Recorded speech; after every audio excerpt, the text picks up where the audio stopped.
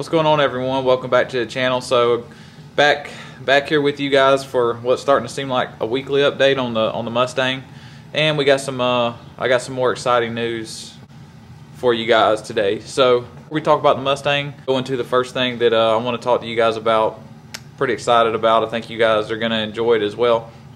So for people that have been following the channel for a little while, you know that we've started to go to a lot of races where we're not able to pit up close to the entrance to the racetrack and close to the bathrooms and whatnot, and it was starting to become a pain to walk to the bathroom, you know, walk up to the stands, walk up to the staging lanes.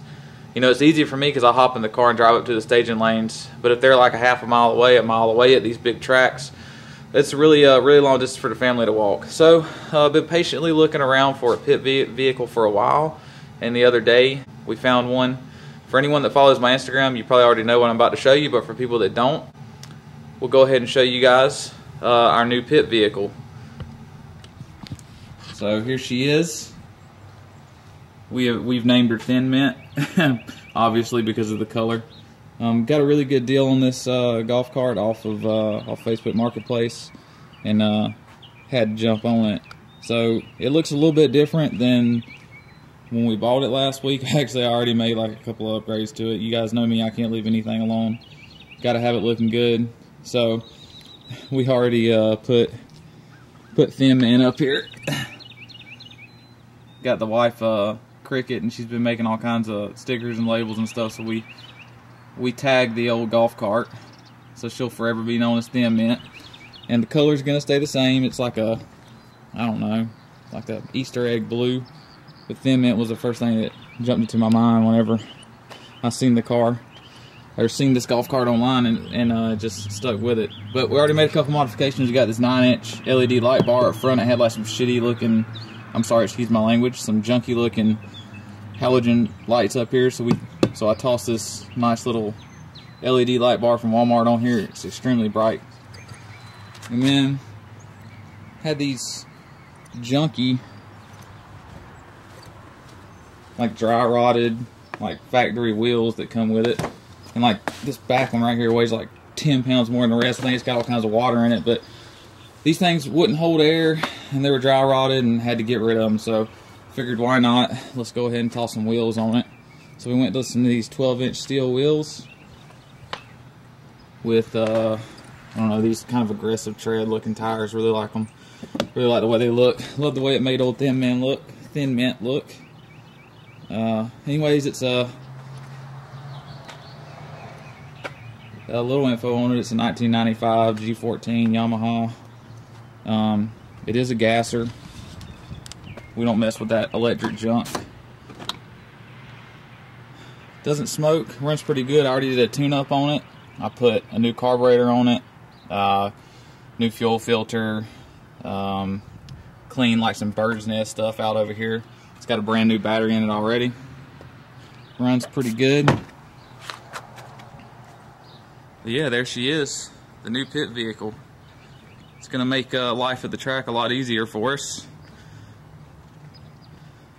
And we can tow all our LS friends back from the other end of the track when they break down, so I'm sure they're gonna appreciate that as well.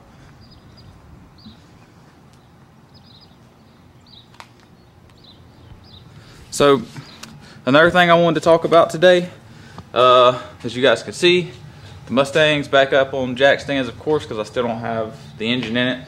But I did make one upgrade to the car, and we'll crawl under there and look at it and talk about it. So what it is it's a drive shaft speed sensor from Motion Raceworks, and it's really just easier for me to get over there and show you guys what it looks like and talk about it real quick.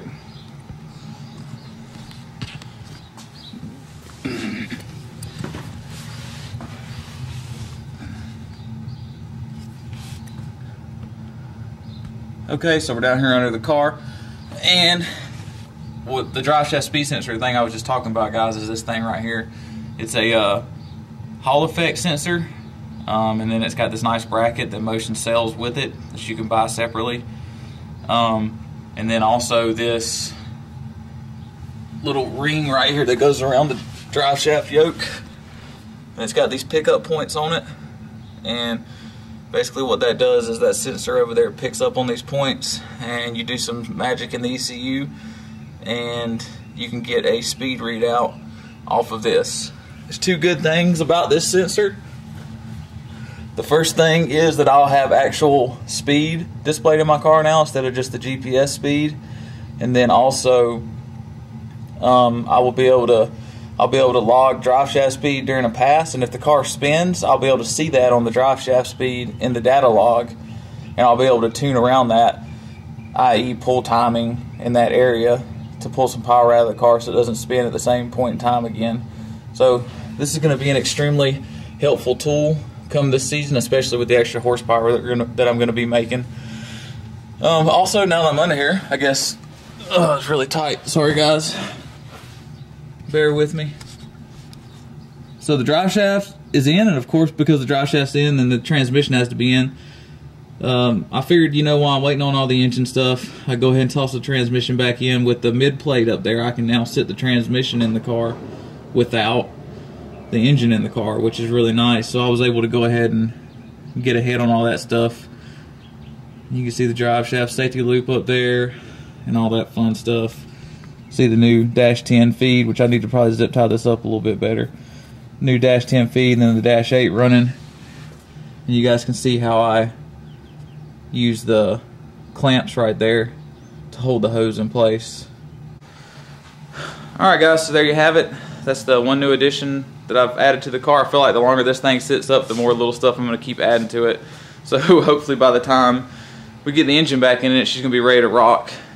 Basically I'm at the point now where the only thing I need to do is build the engine and drop it in the car, be able to start it, and we'll be able to go. As always, a couple of quick updates on the parts I'm missing. So right now I'm still waiting on the engine block. I'm hoping it's going to be done this week probably. Hopefully make it here by the end of the week, or maybe the beginning of next week. And then the cylinder heads as well. I talked to Jordan this morning, and he said that the exhaust valves are at his shop, and he should be cutting the valve seats this week, and hopefully the heads are going to be done by the end of this week as well. So fingers crossed that we'll be assembling the engine next week, and we will be getting it in the car and running and get it testing. There's a big race coming up June 1st. It's Clarksville Cash Days. You guys know I raced in it last year, got runner up.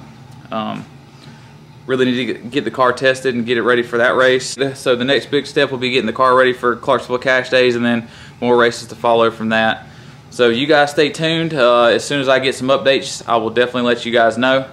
Hope you guys enjoyed the quick update. As always, comment, like, and subscribe, and I'll talk to you guys later.